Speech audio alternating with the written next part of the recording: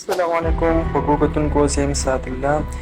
د سایبر پښتو له طرفه سایبر پښتو یو انلاین فری اکیډمي ده چې هغې غټ مقصد دا دی چې څومره هم پښتانه وروڼه خویندې دي د هغوی دپاره دا اکیډمي جوړه شوې ده انلاین. په دې کې تاسو سایبر سیکیورټي حوالې سره او نور چې کوم کورسونه دي هغه تاسو په دې باندې بالکل فری کتی شئ او نور هم د سایبر پښتو کې چې کوم سایبر سیکیورټي ټولز دي یا کورسونه دي یا نور اهم امپورټنټ اویرنس ویډیوز دي.